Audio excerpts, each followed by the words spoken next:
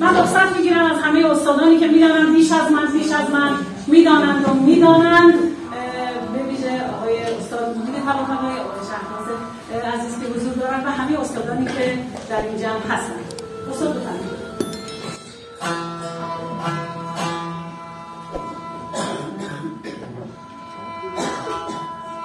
بس دیشب هم از حقی که همه جیانده بستند که وعده یا تاریخ در قدیمت داشت بگانی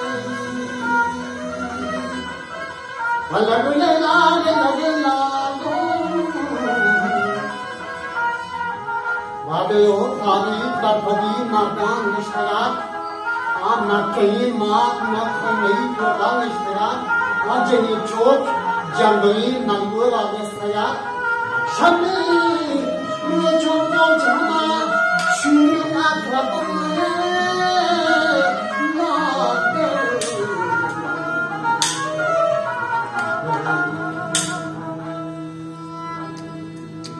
शमी मुझे शानदार ना पथराम वस्तुला माँ को फिल्माई चंगुमार शांति हो शांता सर्वस्वी प्राप्त की वहा अच्छा शांति तबराखान शुनित शांता तल पिता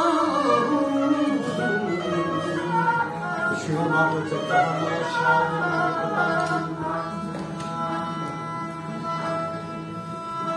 مردان کشورم در راه این وطن از جسم خود گذشته و از جان خویشتن، در راه اطلاع این خاک لالگون صد جان فدا نموده به پیکار تن به تن. و یکی از دلیرمردان ناباوری که در پیکار تن به تن جان خود را برای دفاع از آرمانهایش فدا کرد، حمل جیند کلمتی است که گویند در زیبایی به سان سیاوش بود، در زورمندی به سان گیو و گودرز و در گورگیری و شیرشکاری به سان بهرام گور بود. اما بشنو از گورگیری حمل. این نبود که تیر در چله کمان بگذارد یا اون که کمندی را بیندازد و بگیرد، نه. یک روز یکی از این روح‌ها که می‌بینید بر لباس بلوچان به زیبایی خود را نشان می‌کند بر گردن انداخته بود، بهش میگن کمرزانی، نشسته بود کنار یک نخل بلندی، کمین کرده بود برای گرفتن گور.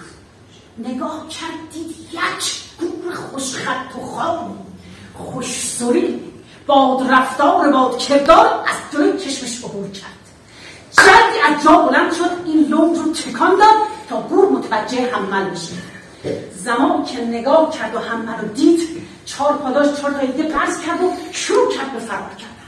از این طرف حمل به سان یوز به دنبالش رفت، از این دره به اون دره، از این پستی به اون بلندی، از این بلندی به این پستی، تا رسیدن به یک سنگلاخی.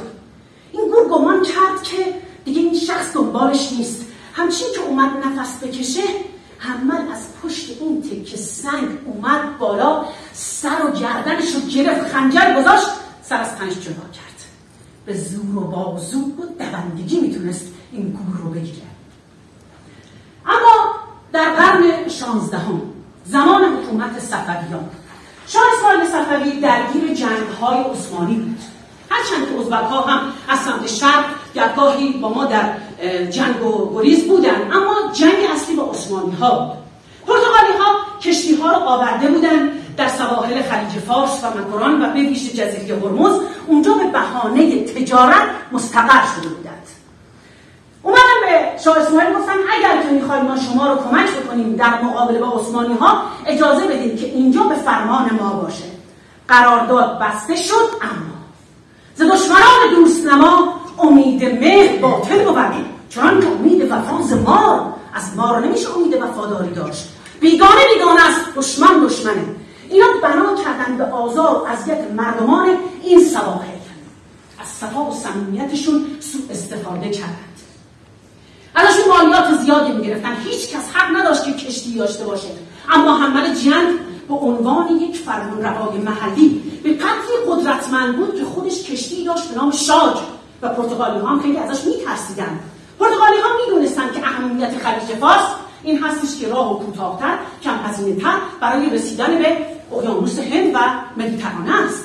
از این رو هوا تلاششون رو میکردن که اونجا رو مال خود کنن. خب اون دولت مرکزی هم درگیر جنگ‌های عثمانی بود و نمیتونست تسلطی بر این مناطق داشته باشه. پس تمام وزن نگهداری و حفاظت از مردمان به عهده مردم، این حاکمان محلی بود در اون محل. خب یک روز حمل سوار بر شاد بود، آمد آرام آرام بر اون سواحل خلیج فارس خودش رسوند به ساحل. همچین که رسید و خواست که با این لنگ سر و صورت رو از خستگی خودش بزدایه، متوجه به صدای خنده مستانه سربازای پرتغالی شد. صدای شلیک هوایی هم به گوشش رسید. جلد این لنگ رو پرون به تنه این نخل و رفت بالا. نگاه کرد، دید که تعدادی تقریبا 10-15 تا از این سربازها، تعدادی هم تفنگ بر دست اونجا بایستدن. نمیدونست ماجرا چیه. اومد پایین، از این نخل رفت بالای بام، از این بام به اون بام، از این بام به اون بام رسید. دید که بله، تعدادی از این سربازها تفنگ‌ها رو گرفتن، تعدادشون هم که مسئول آیبر هستن. از این طرف تعدادی از این نوامیس مردم رو اینجا پر هراس کردند. حمل از پشت بام اومد پایین، جلوی اینا رو گرفت و گفت هراس بده، راه ندهید، همینجا باشید. دختران زیبا روی پوشانده، تن و بدن می‌لرزید، در مأوای حمل رفت جلو، تیغ از اینا برکشید. سرباز اول، سرباز دوم تعداد زیادی رو کشت. اونایی هم که موندن زخمی شدن، بقیه‌شون ترسیدن و رفتن. اینو داشته باش، یک ماهی بعد از این ماجرا حمل سوار بر شاد بود. دید که یک قایقی داره از دور میاد و دستشو داره تکان میده و فریاد میزنه، صدا رو نمیشنید. تا این نزدیک شد فریاد زد حمل به داد مردمان جاست برس که در آتش سوختن. حمل اینو شنید، سراسر خودشو رسوند به ساحل، ماجرا رو فهمید. اومد دهنه اسبشو کشید پای بغل پا، به گرده اسبش سوار تاخت به سمت اون منطقه. رسید اونجا، دید بله سربازان پرتغالی تفنگ‌ها رو گرفتن، جلوشون سراسر آتش. مردم نمیتونن از اینجا بیان بیرون. اگر بیان بیرون از آتش عبور بکنن سالم هم به دست اینها کشته میشن. بیدرنگ این لنگ رو زد به آب خیز کرد، سر و تن رو پوشاند و شمشیر از میان برکشید و تعداد زیادی از این سربازان رو از دم تیغ گذرون، زد به دل آتش و مردمان زیادی رو از آتش نجات داد.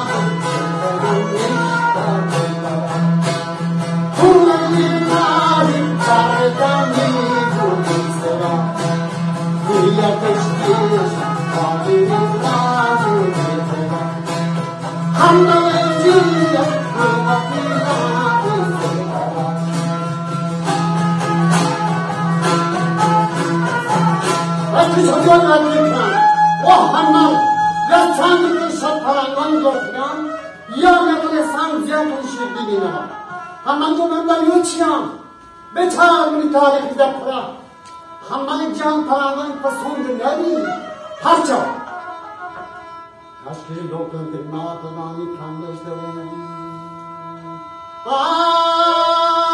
آی نیایو چنگال نمکس کن رو برن همه نبی ملکی کار کمار چندی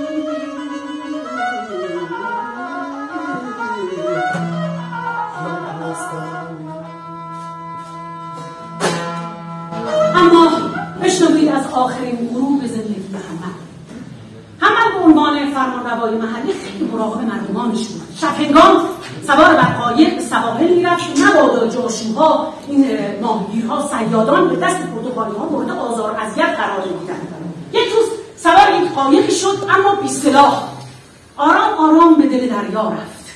یکی از افراد شخصی به نام چاکر کلوباهی که یک دشمنی داشت با حمل جیهن، این صحنه رو می‌بینید. جلدی رفت پیش پرتغالی‌ها و گفت اگر که میخواد این شیر شخصه رو بگیرید الان وقتشه. بی سلاح تنها به دل دریا زده.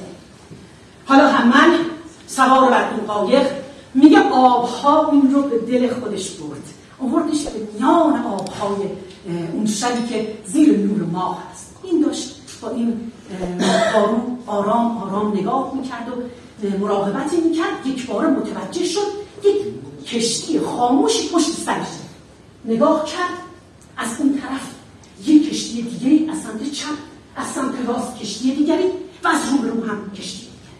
از جا بلند شد، این پارو رو محکم در دستش گرفت. همچین که این کشتی از پشت سر رسید که از این افسران بلند رتبه پرتغالی اومد در دماغه کشتی و گفت: های همن، اگر میخواهی جان سالم به در ببری باید دست از آیین بلوچ بداری و به فرمان ما باشی و به مانند چاکر کله‌باهی زندگی خوبی برای خود داشته باشید. اگر با دختران ما ازدواج کنی و خویش ما بشوی از حمایت ما برخوردار خواهی بود. هنوز صحبت تمام نشده بود، از این طرف این کشتی که اومد جلو و دماغه این کشتی یکی دیگه گفت: همن، اگر میخواهی جان سالم به در ببری دست از شاج بردار، کشتیشو میگه و زیر فرمان ما باش. همن که از جا بلند شده بود و این چوب رو محکم در دست خودش میچرخوند گفت: تا زمانی که بازوهایم به فرمانم باشد این آرزو را به دور خواهید برد. من هرگز با شما خویشاوندی نمی کنم، چرا که خویشاوندی با شما یعنی چشم بستن از ظلمی که شما بر مردمانم خواهید داشت. من این کار را نخواهم کرد. از این طرف همراه با هر کشتی چند تا قایق هم بود که توی هر قایقی 4 الی 5 تا سرباز مسلح هم بودن. این قایق‌ها نزدیک شدن. یکی از این قایق‌ها که از این سربازا اومد پاشو بذاره تو قایق همن دست رو بالا چنان با این پارو زد به تحت سینه این سرباز که در دم جان داد و افتاد میان آب. از این طرف اومدن بیان چنان اونها رو فشار داد به سمت عقب که 5 تن با هم افتادن میان آب. دیدن نه، حریفی نمیشن. از پشت سر یکی از این سربازانی که در دماغه کشتی ایستاده بود تفنگش رو نشانه کرد به سمت همن. دست راست همن رو نشانه کرد و این دست رو مورد اصابت برونه قرار داد. دیدن همن داره با دست چپ هم مبارزه میکنه. دست چپ رو هم زد. همن میان قایق افتاد و با باد نجوا کرد.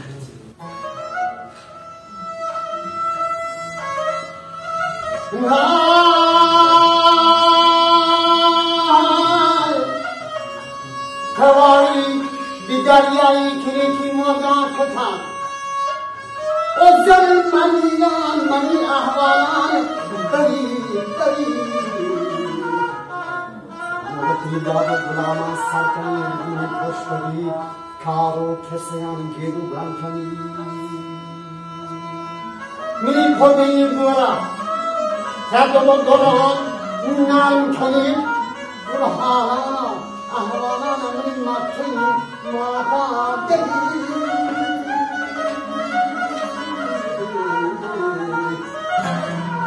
آمنی مکنی ماتا دهی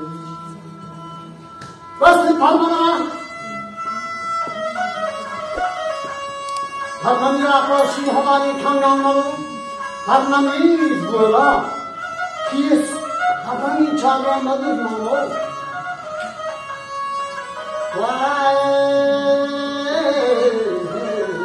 پرمانی نارستان برانگان یجی مکان